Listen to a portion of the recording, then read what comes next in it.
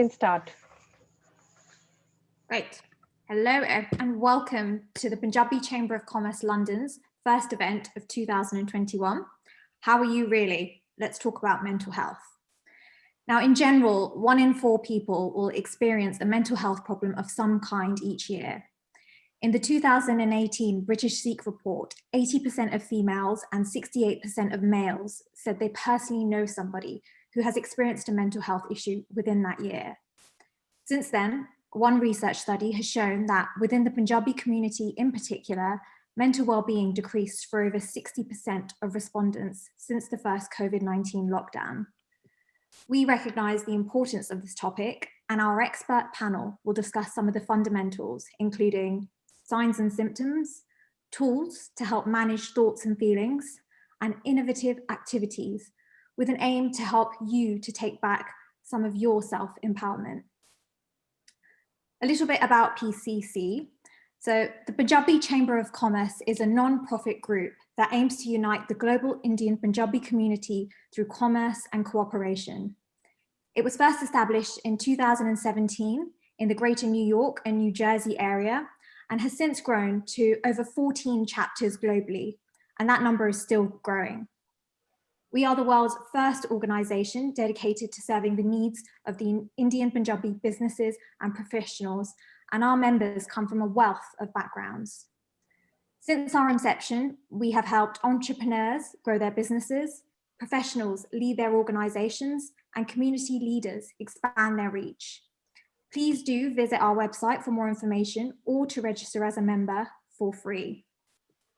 So we have an exciting lineup for you today, and I'm honoured to introduce our advisor, Mandy Sanghera, who will be moderating today's panel. Mandy is an award-winning philanthropist, consultant, and global campaigner, often referred to as a global catalyst. As well as being an international human rights activist and motivational TEDx speaker from the UK, Mandy has travelled all over the world, empowering and motivating others. With over 3 decades of experience, Mandy is an expert in various development-related fields. She has been driving innovation, building strategic partnerships, promoting advocacy and programming in the areas of human rights, gender equality, accountability, and social justice globally. Mandy has helped hundreds of individuals and now reaches thousands through social media and her generous amounts of worldwide TV appearances and public speaking engagements. Last November, she spoke at the US House of Representatives for the 3rd year in a row, and this year she was at the World Economic Forum as a speaker at some of the side events. Mandy has also supported several hackathons regarding AI for social good. With that, I'll hand over to Mandy. Thank you so much, Has. It's a great honour to be a part of this panel. As we are all in the middle of a global pandemic, and actually this pandemic has left no one behind, one of the things that I have come to understand is that there's been a couple of shadow pandemics. The first being around domestic violence and violence against women, men and children within their home. The second pandemic, the shadow pandemic, has been around people's emotional health and mental well-being. We have seen people suffering with isolation, people's mental health deteriorating, people struggling to juggle their daily lives, struggling with care responsibilities, teaching their children at home, staying at home in situations where they are feeling fearful. I'm absolutely honoured to be moderating this great panel again for the Punjabi Chamber of Commerce. And as we've been said, that we have a great lineup today, and I would really like to hear from our panelists. And I'm going to start with Chitraj. Chitraj, I'm going to ask you to tell us a little bit about who you are, what you do, and where you're from, please. Thanks, Mandy. So this is Chitraj. I am living in London, and my background is actually, strangely enough, financial services. So I spent nearly a decade and a half in a variety of roles in financial services across banking, insurance, and angel investment. I had my own personal struggles with mental health, and at the same time, I also wanted to do something entrepreneurial, but for the social good. I went and did a master's in entrepreneurship at UCL, kind of 10 years into my career, and did some research on mental health and identified quite a few problems that people were facing, which was around kind of the personalized care that is needed. So the different choice of therapies, the access to therapies, the affordability of therapies, and also the need for increased engagement so people can understand what works for them. And that really sowed the seeds to some of the work I'm doing now. So I founded, and I'm currently serving as CEO of MindHug.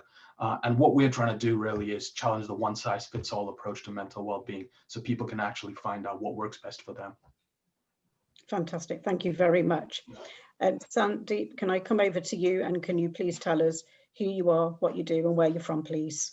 Hi everybody, my name is Sandeep Saib, I'm from London, and my background is a marketer. So I've been in the decade in the industry working as a marketer across various other industries, from law to environmental consultancy firms and charities and so forth. But my personal, I would say my skills and experiences really lie in being a mental health advocate. I'm a co-director of Happy Heads, and I'm also the Rethink committee member and Time to Change London champion, and as well as wearing many other mental health activist hats. The main drive is working collaboratively, and that's the key thing here, to work collaboratively to really make a difference to mental health and people suffering in silence, and to say it's okay to not be okay, and providing people with options. So I'm here today to provide that for you, along with many other of my colleagues here today. So thank you very much. Thank you so much, Sandeep. And Pavana, can I come over to you, if you can tell us a little bit about who you are, what you do, and where you're from, please? Hi, this is Bhavna. I live in London and born and brought up in India. And to begin with what I do, I'm very passionate about my charity, which is in my mother's legacy, and that's being done in India. I'm an peace ambassador with Universal Peace Federation here in London, which promotes the work of United Nations and the Sustainable Development Goals through forums and seminars, conferences, service programs, and interfaith facilities. And I'm also a co-founder of IJLC. IJLC is an Inner Joy Love Earth. That's a private limited company into healthcare and events, which believe in good health supports positive social and economic outcomes with both with the individual and the enterprise models. So we believe economic prosperity and good outcomes is an anxiety linked in with rural and foster healthy lives, healthy population, and access to the economy. So basically, in the conjunction of both the charity and being an ambassador and facilitating peace and being in the private company, all the activities are interconnected, and that's for the greater society and greater good. So this is my introduction in a very short description. This is me. Thank you. Brilliant. Thank you so much, Bhavna. And finally, I'd like to come over to Harpal, please. Harpal, can you please tell us who you are, what you do, and where you're from, please? Thank you, Mandy.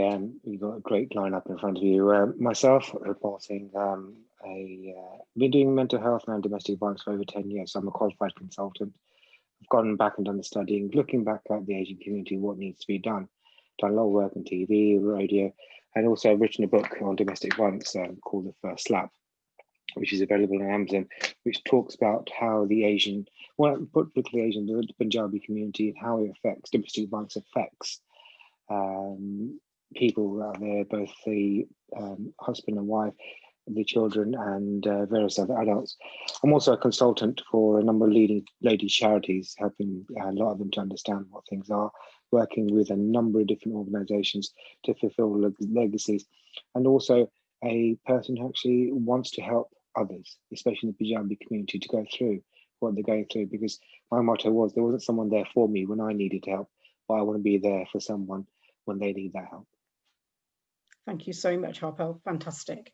I'm going to come back to Harpal now, and I'd like to ask you a question. And what I would like to ask you is, we've seen the global pandemic really cause a lot of issues for a lot of people losing their jobs, and especially in areas of like the city and tech and other things like that. And just sort of want to hear from like a male voice really around a stigma, because actually sometimes people don't want to talk about it. Just as Has spoke about earlier, it affects 1 in 4 people. So it's a lot more common. And actually, I think the figures will probably be a lot higher, as the government's saying. So it would be good to hear from you, Chitraj, about some of your work and some of your own experience, please. Oh, and I think that's a really interesting point about the stigma and kind of associating that with the kind of city of London Now, just right off the bat, I mean, my employers, the ones that I worked for, were phenomenally supportive of mental well-being, but I think it'd be fairly naive to say that that's normal rather than the exception. I think in the city of London, there are cultural things. So it's a very kind of it traditionally been a very alpha place, and like you said, hearing from males is extremely important, because there's always a tendency to not show vulnerability, and that can have quite a significant impact on people's mental well-being. And at the same time, there's always been a little bit of a tendency of being target driven, being showing yourself as being extremely busy, and not actually taking time for self-care, for that matter. And I think that can have quite a significant impact. And I think we are seeing changes. We are seeing step changes. So and I think the pandemic, as you mentioned, is probably going to be almost like a catalyst towards that change.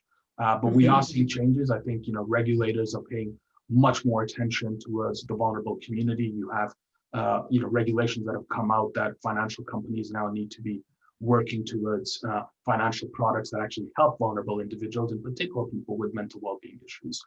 So I think people are seeing that people are actually taking attention of mental well-being. Equally, there's a much greater push now from regulators. In fact, they've sent what they call a Dear CEO letter, which is sent to all CEOs of all companies, where there's a huge emphasis on diversity and inclusion, and that includes people with mental health conditions as well. So we are seeing step changes, but I think it's going to take a fair amount of time to break the barriers that have been set for over three, four centuries, really.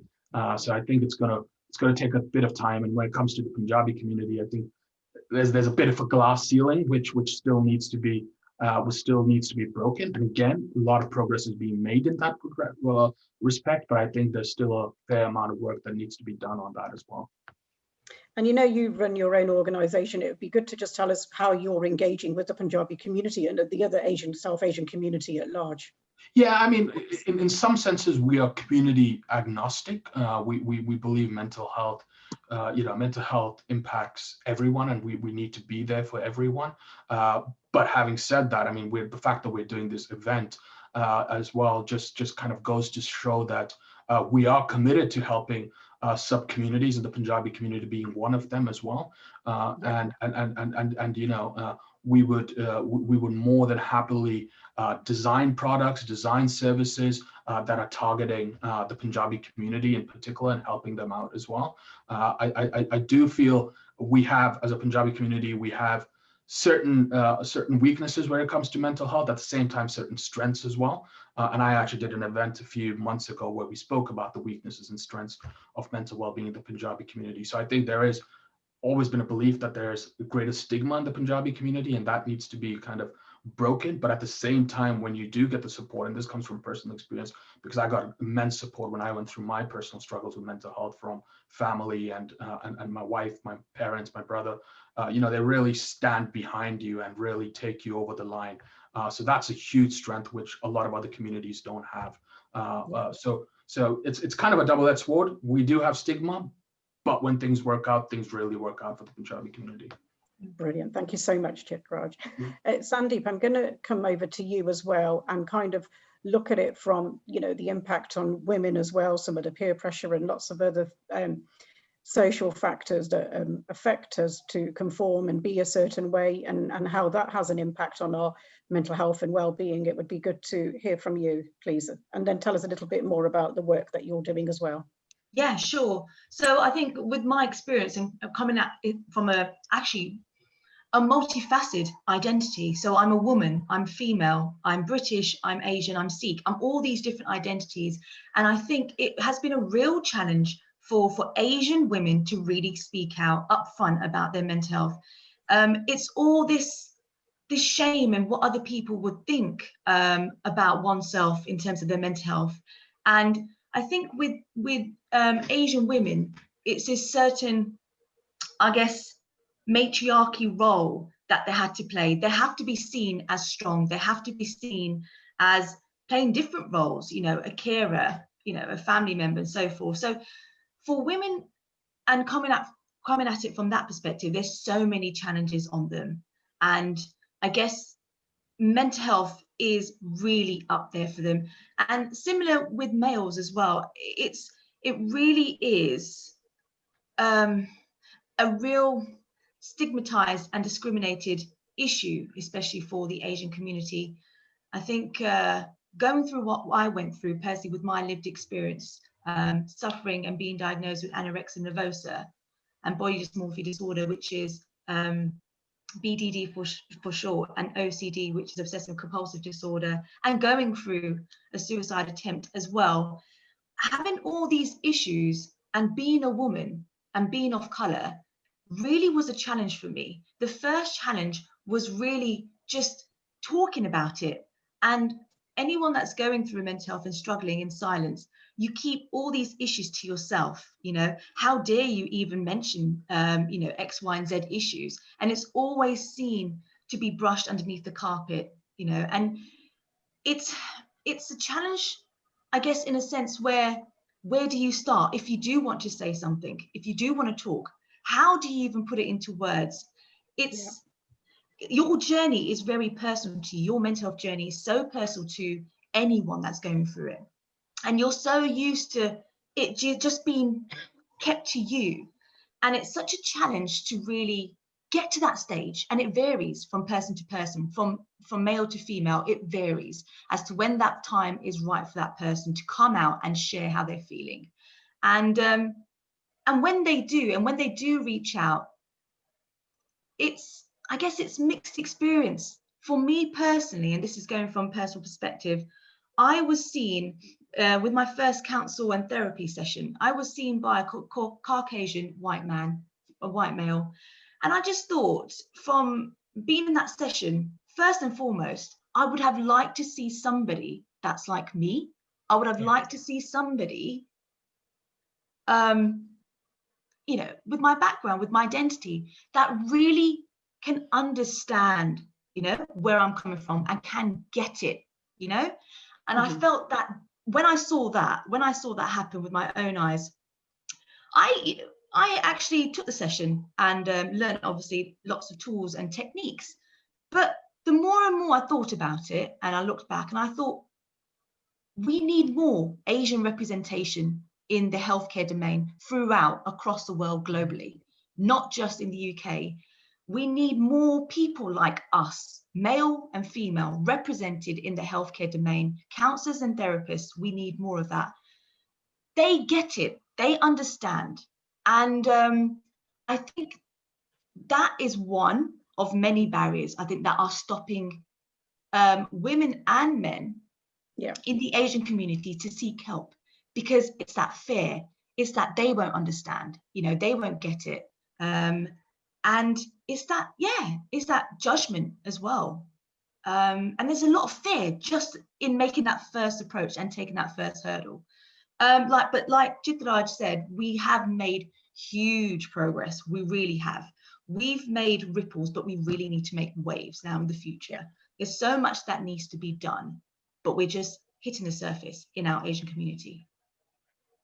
Thank you. I just, you know, wanted to say you and Chitraj, you know, are great role models, great ambassadors for the topic, talking about your journey and kind of really becoming change agents. And we need to make sure that people buy into this. And we also need to look at the stigma and attitude, because actually, sadly, we've been socially conditioned to be a certain way. And when we're not a certain way, Sandeep, you know, people then want to change us. It's like when you want to go into a certain career, it's like, oh, be a doctor, but you've got to be a doctor like a GP, or if you're going to be a lawyer, and all these expectations. But if people want to go in and do tech, or they want to go into the arts, or they want to do different things, and people, parents, family, community don't look at the impact that they are having on young people. And I think that we all have a role to play. We have a responsibility. So just on that, I just wanted to know if there was anything else that you'd like to say before I move over to Bhavna.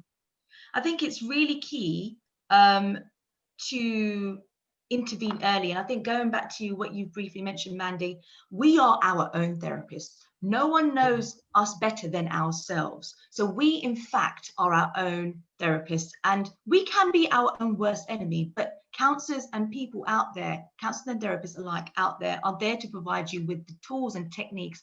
They are not there to have a magic wand and make you better. You've got to take ownership. You've got to feel empowered, self-empowered, to use your voice to share your story and your struggles, you know. And there's no shame in doing that. And it's okay to not be okay and express that. Just one thing before I do go over, because, you know, you talked about like having OCD and like around the issues that you dealt with. Do you think that social media and other things had an impact on you? Did you feel the pressure to conform, to be a certain way? Because obviously I've grown up a few decades before you, and obviously we didn't have social media, we didn't have tech, we didn't have different pressures to be conforming and be a certain way. So I just wanted to know, did that contribute to anything for you? It did. It definitely did, Mandy. I'm 32, and I've been suffering with the way I look and the body image and the eating since I was 4 or 5 years old. And it's always been peak and troughs. Always. I've always been concerned about the way I look. Always comparing myself, always have this ideal of perfection. And I say it like that because it doesn't exist. Perfection doesn't exist, does it? No. It's all in our minds. And we put so much stress and pain on ourselves, physically and mentally. And we don't even think about, you know, TLC, looking after yourself, tender loving care, self-care. And you know what? Social media has had that impact on me personally. And I know so many others out there. It's this domain where you have to be seen to be perfect in every way possible. You know, and it's this ideal of perfectionism, going back to what I said, and it really puts a lot of pressure and a lot of strain, especially on youngsters this day and age, in the 21st century, you know, from Facebook to Twitter. So yeah, totally agree with you. Thank you so much for that. Bhavna, I'm going to come over to you and talk about a group also that have been really impacted by the pandemic. Is some of our older community, our elders in the community, feeling quite isolated, not able to go out and access things. So it would be good to hear about some of the work and your experience around supporting some of our elders in the community, please. Sure.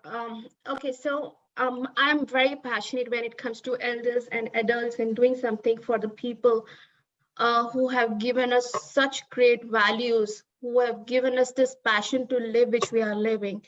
So I have lots to say when it comes to elderly's group, you know, on a good side, and especially this is a talk for the mental health. So I would like to focus on the experience which I have throughout my experiences in life. I have worked with care homes in India. I have worked with Age Concern in UK. I have worked with multiple charities throughout.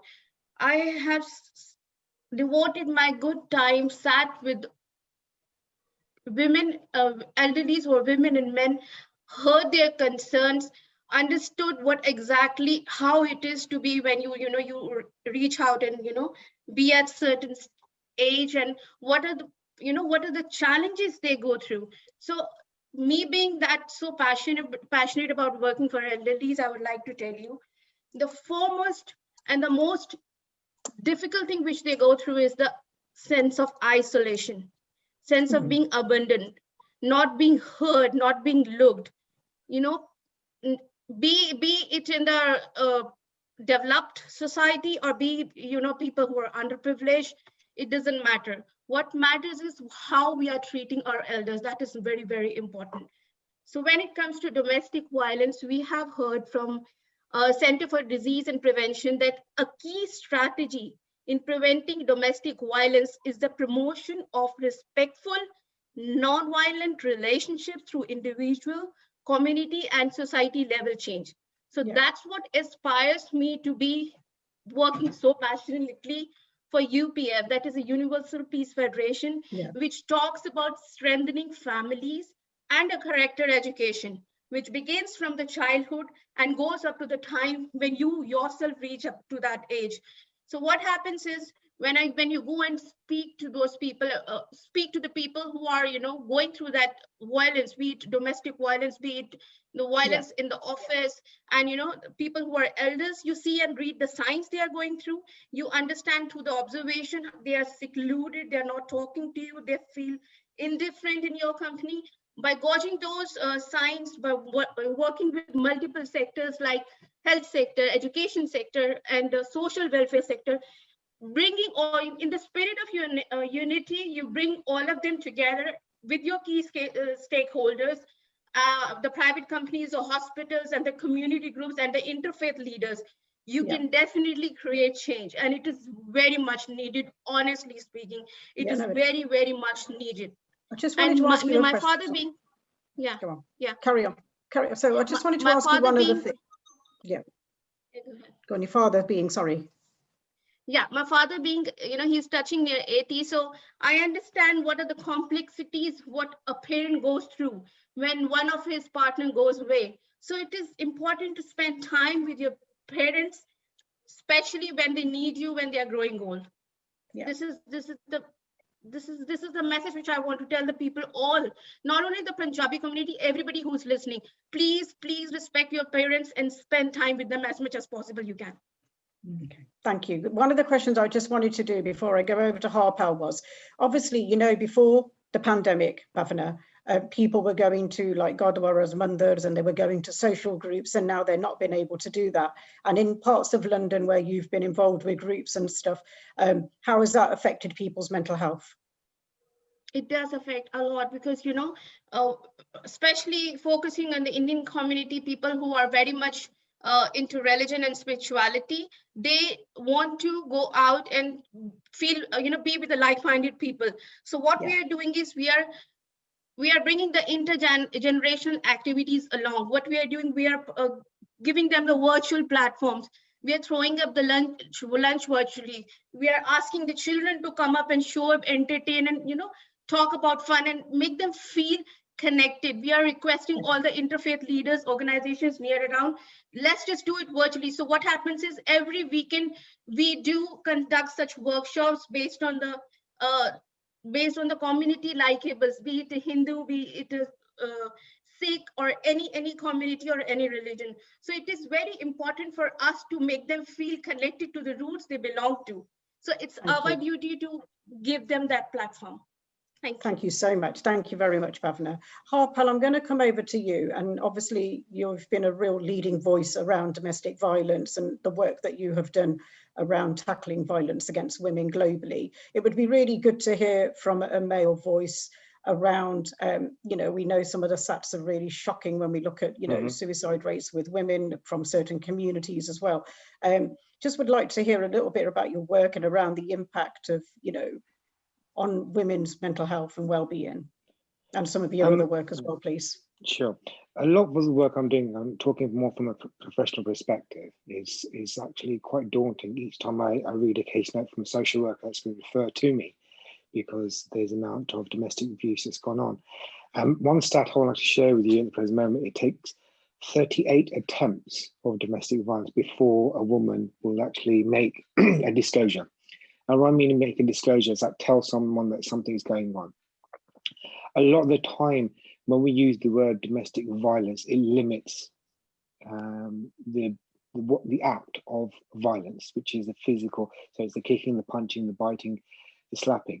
But domestic abuse is the bigger umbrella. So it includes the psychological, it includes the emotional, it includes the sexual, and includes the financial. And a lot of the time in our communities, we don't go with the psychological, the emotional, the financial, or the sexual. We just focus solely on the physical. And that's wrong, because a lot of people nowadays, they're not being physically abused, they're being tortured.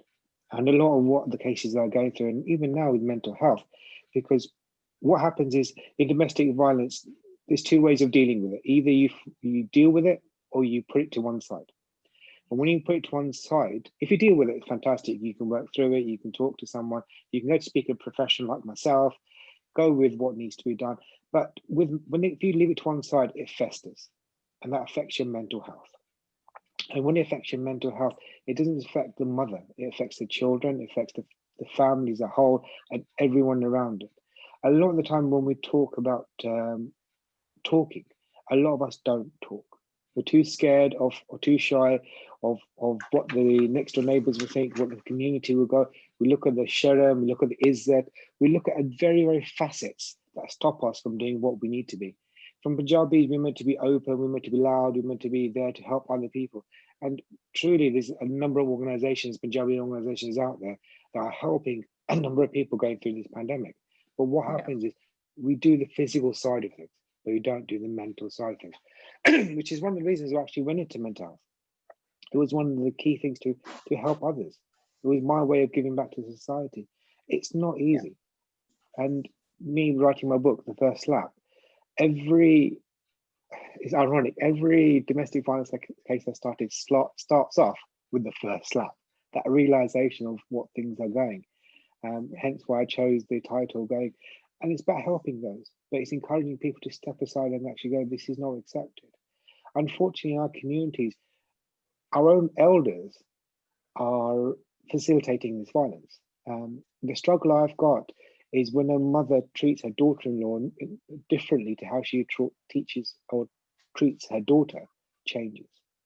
Mental health is only going to stay in our community until we don't take a looking attitude towards it. We talk about being in Jardigla, and it's fantastic to be in Jardigla, but a lot of people can't be in Jardigla.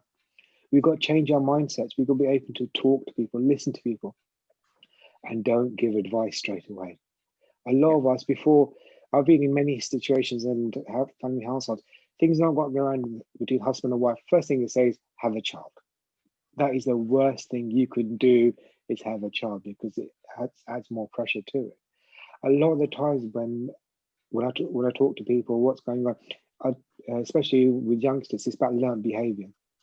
I've had many cases of domestic abuse where what the male partner is doing to the female is learned behavior. So what he's learned from his father or forefathers, he's then reciprocated in his actual relationship now. And what I'm noticing now, there's quite a lot of increase in male domestic violence as well. 2018, 1 in 4 women was suffering from domestic violence, and 1 in 6 men. So 25% of women and just 0.16%. But that's the stat of the people that they reported. The amount of unreported domestic violence that's going on is increasing, and it's going on even more. You're probably looking around 50% at the present moment with this pandemic going on, with stresses and strains external that are affecting the relationship. And a lot of the times people aren't able to process their thoughts. And that's the problem we've got, the stigma. I know Sandeep's mentioned the cultural identity, the cultural awareness. And to be honest, there's a big cultural blindness to mental health and to domestic violence. And to be honest, we're making ripples in oceans. The ocean is massive. Making one ripple is not doing. Are we doing enough as present members of the community? No, we're not. This is not me talking from as my personal experience. I'm talking more from a professional experience. It's hard enough for people to actually get things going, and as a community, we don't make it easy.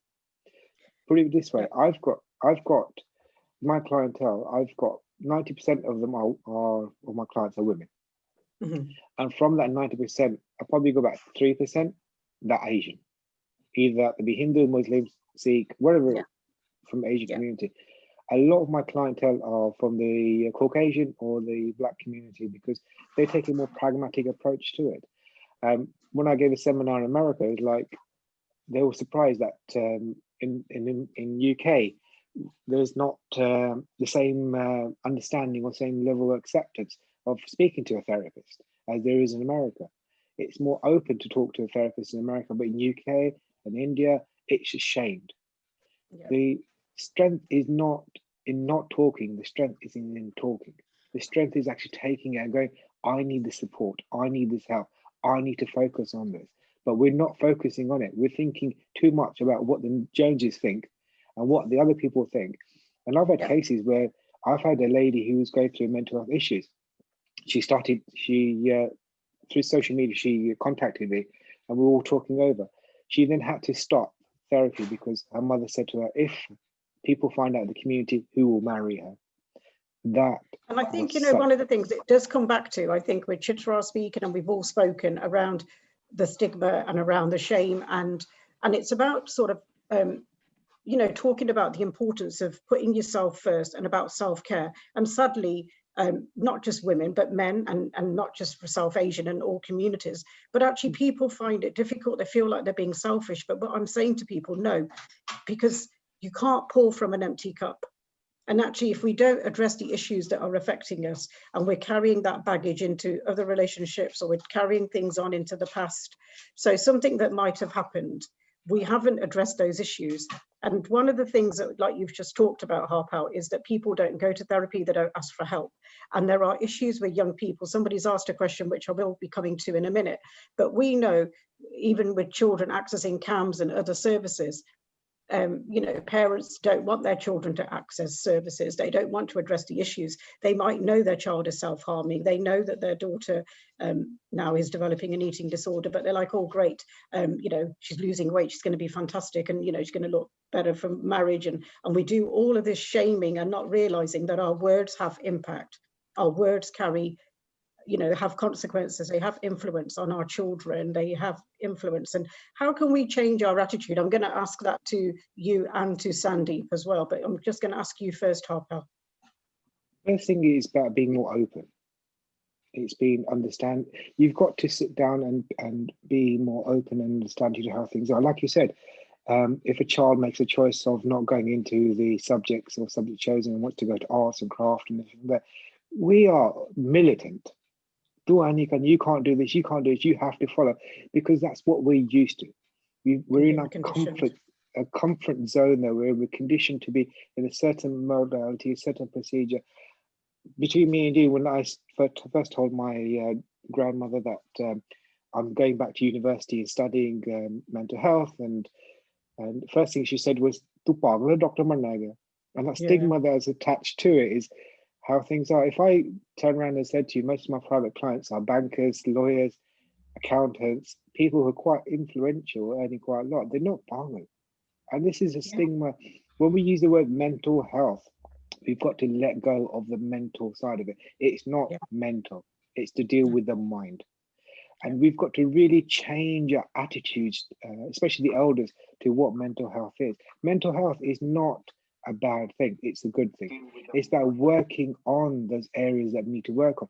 I say to loads of elderly people, if you fell over and you hurt your knee or you hurt your leg, you'll go to the doctor straight away. You'll be in A&E and screaming left, right, and center. But if there's something that's bugging you, something going on in your mind, you're going through a divorce, you're going through heartache, you're going through troublesome times, why don't you talk about it? Why don't you go see a professional? Because you're too scared, they're too fertile, or above all, they don't want other people to know what's going on. And the problem we've got is not other people, it's our own families, our extended relatives, our mamia, chacha, bua, masia, all of them are the ones that go, ho hai, anuki ho gaya, theek sigi. And what happens is, by the time they figure that out, you go to more deeper depression than you actually were. Your anxiety levels go through the roof, you're stressed out like it is, and before you know it, you're probably then taking substance misuse to compensate what's going on. You hide away, you don't tell people, you shy, you go into your own cocoon, and you're not prepared to work with it. And that's the problem we have. And until this is not resolved, until we don't take a pragmatic approach to it, we need to work on things. Yeah, perfect, thank you. Sandeep, there's a question that's come in for you, and it's around you know, the comparisons of idea and perfection, and sort of looking at the time of social media can be tough. Sorry, I'm just trying to move the arrow up. Can you see the question in there for you, Sandeep? Yes. Could you answer that one actually first? I think social media does have its pros in positives, in the sense that what we're going through during this pandemic, everything has now been online, digitalized, and there's so many mental health organizations and charities are really using it for the good, for the better good.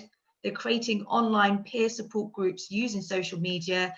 Instagram pages have been created by those that are suffering from mental health or have gone through mental health problems that are really, I guess, making use of the online forum as much as they can. So social media can have a positive impact. But what you were saying, rightly so, around words, you've got to be very careful in terms of the language, the rhetoric, how you are wording what you're wording, whether it's a Facebook post, a Twitter post. You've got to be very careful. If it's you that's trying to, I guess, promote and generate awareness around mental health, just being very careful and who you reach out to.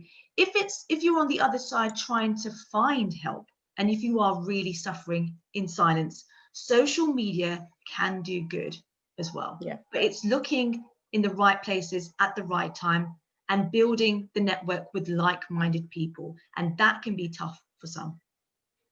Brilliant. And there's a question, Harpal, for you, Chitra, sorry, for you. It's around, Harpal touched upon it. Some of his clients are being professionals working in the city, bankers and stuff like that, and talking about burnout, that people don't spot the signs first.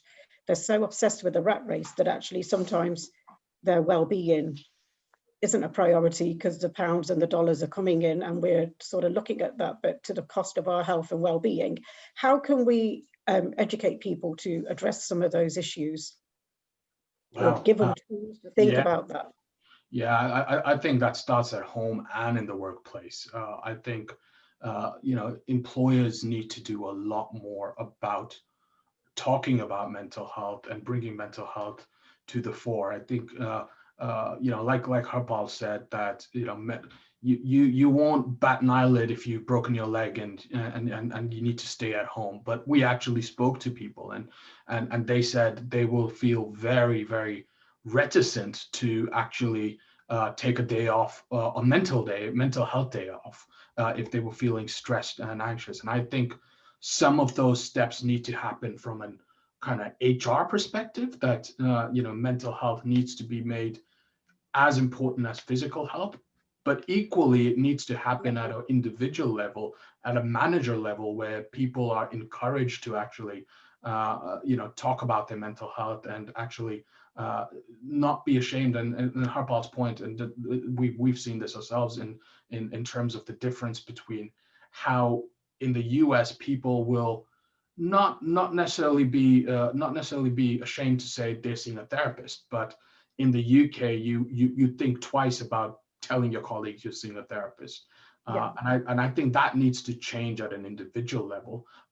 But there's a lot that employers can do as well to kind of almost promote mental health. And I think that one of the things is we have to take responsibility ourselves as well, and employers can do that, because if you don't recognize it yourself, they're not going to know about it. They're just going to think, oh, he's just a bit stressed out today, but actually not realizing. And it's about looking at companies taking responsibility and ownership and looking at how do we address those issues going forward.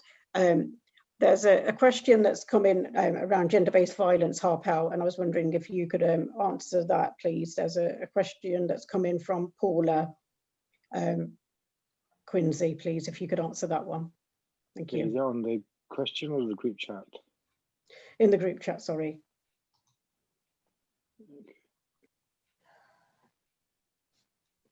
Okay, one thing I'll say about when we talk about victims and perpetrators, it's not easily defined, because there are some actions that victims become perpetrators in roles and perpetrators become victims. So when we, there's a lot of things about working on perpetrators, and I do work with perpetrators. A lot of the time, some of the perpetrators don't know what they're doing is wrong. Yeah. I'll give you an example. A lot of the times when we talk about domestic violence, it doesn't include the domestic abuse side of things. And we really need to change our mind frame to include the domestic abuse. So, as an example, if you're constantly telling someone she's fat, she's ugly, she's no good, but you're doing it because you think you're helping her, because if I call her fat, if I call her ugly, she'll do something about it. She'll go on the trainer, she'll change, she'll do this. But what happens, it eats out at the person's self-worth and self-conditioning. Self-esteem, So in essence, if I'm in a relationship and I'm saying to my wife, you need to lose weight, you need to do this, you need to do that, I'm saying it as good. I'm saying it with good intention, but it's coming across as quite bad. It's coming across quite negative. So it comes down to, when I talk in relationships, it comes down to three things, which I call the ABC, which is the attitude of what the individual is, how you talk to the individual, your behavior. You can say the same thing, but using different context and context and tone of voice, which totally changes the whole dynamics of things. And then lastly is communication, how you progress it, how you say it. There's many ways of motivating people and many ways of demotivating people. And in relationships, it's no different. How you are, what you are, how you're doing it. With perpetrators, some of it, I'll go back and say it's learned behavior. What they've learned from generation upon generation. So it could be from a perpetrator, but it also could be from the victim. If she's seen her mother being abused or beaten regularly, that might become a cultural norm. It might be saying, this is what happened, this is what marriage is. At the end of the day, there's no pristine marriage. And a lot of times when I get people asked about David Beckham and all these other things on social media, I just want to say that what they're showing on social media is only a snapshot of what's going on behind closed doors. And I think that that's the thing, that glass always seems greener on the other side, and everyone is fighting battles that we don't know about. Just before I go over to the next question, Bhavna, is there anything else that you would like to add? Because I know that you do quite a lot of work on domestic violence and gender-based violence. Is there anything that you would like to add to Harpal's comments before I go to the next question? Yeah, I would like to say charity begins from the home. We need to look after ourselves first. We have to be watchful with our thoughts, like fear of being judged, being in the competition. That's what pulls you down. That's where the trigger is. We got to be very, very cautious with what we are doing to our own selves. And as much as you learn, share your learning, contribute the best way you can, use your expertise for the greater good. That's it. Thank you. Thank you. Thank you so much. Betty, can you unmute yourself? We've got Betty Levy here from the United States, who is a consultant within mental health, and actually has just talked about other communities. It might be good to just hear from you, Betty, if you would just like to elaborate on your point that you've just made.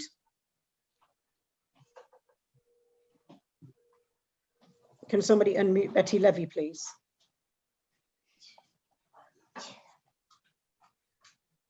Hi, Betty. Hi, good morning. Hi, thanks for coming on, Betty. Sure. So what did you want me to? I was asking you about, obviously you've done a lot of work with a lot of different communities in America, not just the Asian community, but like Hispanics and other communities. Yeah. And we were looking about, you made a point about different communities around mental health. Is there any lessons that you think that the South Asian community may learn, or good practices from other communities? So one of the things, and I was just starting to write that, while there seems to be that there isn't the stigma about mental health and people talk about it here, it's really not the chronic mental health or those with like severe mental illness that are openly talking about it. It's people with adjustment or issues. It's almost a rites of passage with the young adults in America to be in therapy. And right now, certainly around COVID, there's a lot of discussion here, but that's situational depression. One of the things that I found, especially working with children that and with the Latino community, they would prefer to know that their child was a bad child than a mentally ill child. It was more okay for a child to go to jail than to have to go to a hospital.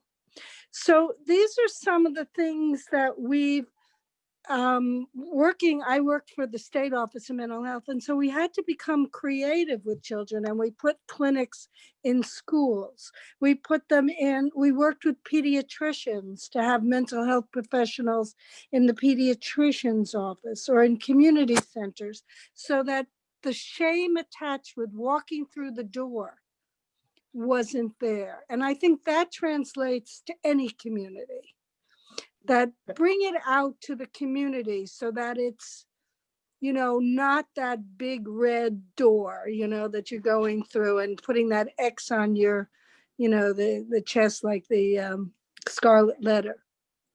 So appreciate that. Thank you. Thank you so much for that, Betty.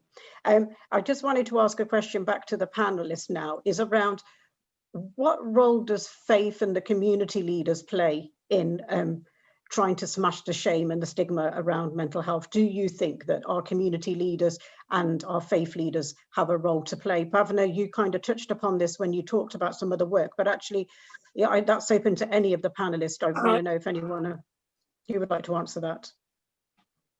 Okay, so yes, it does a very, very important role, as you know, when it comes to leadership. Interfaith leaders can really, really bring a lot of change, because the faith, the trust, the resonation is very intact with them. And people going to their domestic service line, helpline, they prefer reaching out to the faith leaders first to have the opinion and help they are seeking. So they do play a very, very important role here. It's not only interfaith religious community groups. Every single person, be it a private organization or a healthcare fraternity, every single person has a role to play. So I believe it's a job of everyone together in the spirit of togetherness. Yeah. Thank you for that. Sandeep, I'm going to come to you for like a call for action, and then there are some questions. If people want to still send out questions, please feel to do that. But I'm going to come to the panelists to, for a minute or two, give us a call for action or something that you feel that could be like solutions now. So Sandeep, I'm going to start with you to think about like a solution really, and a final thought and a call for action, please. I think I've got a couple, but just to really educate oneself on mental health and domestic violence in general. What we're talking about today is we're just scratching the surface. We just need to keep talking and working collaboratively, like Bhavna said. We need to really voice our opinion, and don't be afraid to do that. So have faith in yourself, and I think it's important self-care as well. And also, I think a great tip is having positivity, gratitude journals as well, just to note down your thoughts and how you're feeling, whether it's mental health issues or not, or DV, anything that you're struggling with, write it down.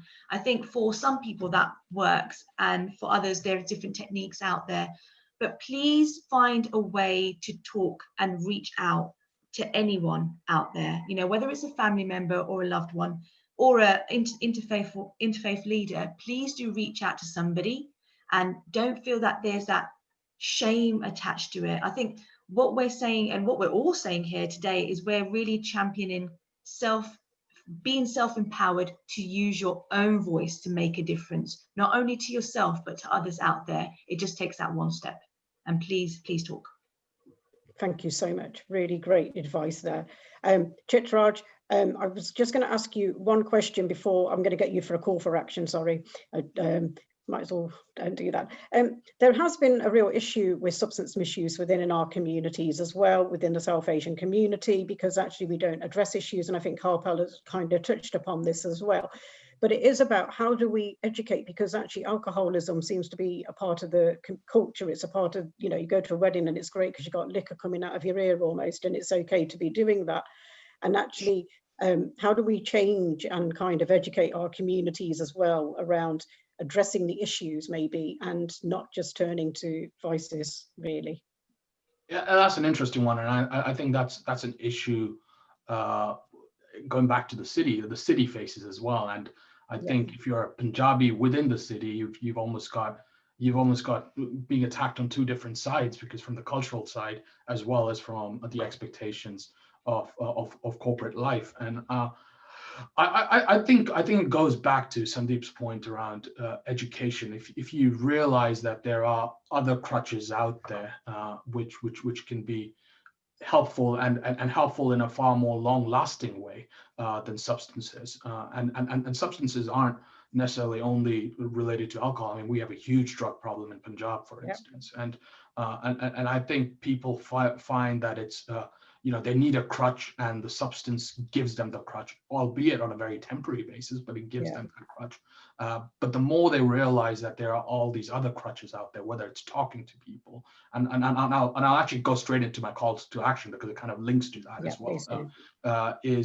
One size does not fit all. We've done plenty of research to demonstrate that one size does not fit all, and Sandeep mentioned it as well. And people need to find that one crutch that really works for them and resonates with them. And Mandy, I know you mentioned conditioning. Conditioning has a huge role to play as well. And in order to decondition yourself, you need to find something that helps you decondition yourself, because conditioning is not only the the cause of the problem, but it's also what can be the solution. Because once you realize that you're conditioned, in many respects, your responses are very conditioned responses. Substance abuse is a condition. It's a cultural conditioning that you're responding to, and substance abuse becomes part of that conditioning. But the minute you actually realize that your responses, the reason you feel anxious, the reason you feel depressed, is because you're conditioned to feel that way. You don't have a job, you're conditioned to feel that you need to be anxious about it. But that's society, linguistic conditions as conditioning as well. That's society. That's not the universal truth. And that's just the way you're conditioned. And I think you need to find that one crutch that really resonates with you. I mean, I mind that we're doing, art therapy, music therapy, sound therapy, yoga, mindfulness. All of these things kind of anchor you in the present moment, and that present moment is important. It's extremely important. But that one anchor that works for you will be different from people, and you need to be able to find that anchor. And technology will be very useful in helping you find that. So, we've talked about the negatives of social media. We're using artificial intelligence and encryption, for instance, to try and help people discover that. So technology would be very helpful. So that's my 2 pence, really. Brilliant, thank you. And then Bhavna, 1 minute quickly for you to a call for action or any last words, please, love. Be aware of your circle of influence, which is very important, who you are hanging out with. Be watchful of the signs of gaslighting. That is very important. Don't get manipulated. Seek help. You have people around you. Reach out to them. No shame, nothing. Just go and ask and seek help. That's it. Be safe. Thank you very much. Thank you, Bhavna. Fantastic words. Thank you. Harpal, last calls. Any comments? First thing is there's some great organisations on board with the present member. So if anyone reached out to me and work collaborative, that's something I'm more than open to do. But on a personal note, talking is good, but you have to be open to talk. The first step is always the hardest, but once you've taken that first step, the other steps become a lot easier. I would encourage anyone who's going through or listening or viewing the show to actually take the first step. Speak to a professional. Don't if you're not comfortable speaking to your relative or your friends, speak to professionals. Loads of professionals out there, and if need be, you can talk to me. Perfect. Thank you so much, Harpal. And I just wanted to say thank you. We have got a lot of questions that have come in, and sadly we've got just a couple of minutes to go before we wrap up. But I do want to say that there is support out there for everyone, and what we can do is actually tell you, I mean, you probably know about Mind, you might know about Sane Line and other services, but there are organisations very specific for the Sikh community, one being like Seek Your Mind, and then we've got Harpal's, I mean, Chitraj and Sandeep and all the panelists actually have got links to organizations, so please feel free to connect and do this. But actually what I would like to end on would just say thank you to the panel. I mean, it's been very insightful, very interesting, and what we have realized is that actually this is affecting, every person in some way. We will know somebody who's affected by mental health. We might have friends, we might have colleagues, we may have children, we may have our parents, we might have people in our community, neighbors, who are all fighting battles that we don't know about. But it's actually so important that we address these issues. And if you can't be anything, just be kind. And about the gratitude journal that Sandeep talked about, it's so important to be grateful, because one of the things that I kind of say to a lot of young people always is, when we're grateful, when we're in a good place mentally, we cannot be anything else. And it's really important that we find tools and tips to help us. There is some great motivational videos and talks online that one can follow and use. It's really important that you access support and ask for help. And actually, when you access these services through the mainstream services, they are confidential. They're not going to be breaching confidentiality. And I know that sometimes in our community, people are a little bit worried about doing that. And it's also around looking at developing anchors and solutions for yourself, using tips and tools that work for you, because one approach that might work for Harpal may not work for me, it may not work for Sandy, what works for Chitraj may not work for Bhavna. So, you know, it's about trying different things. And I hope that you will join the Punjabi Chamber of Commerce. It is a free platform. And I would just like to say thank you. And it's been a really interesting debate. We could have probably carried on for another hour, I'm sure, because actually, I'm sorry that we've not been able to answer all the questions, but there's been some really valuable points that have been coming in, but we have finished on time. And on that note, I would just like to say thank you to Sandeep, Chitraj, Bhavna and Harpal, and to the team of Punjabi Chamber of Commerce, and for all the support and all the work that you've done to pull this event off today. So on that note, I'd like to end this conference and say thank you to everyone. Thank you very much. Thank you very much. Thank you. Thank you.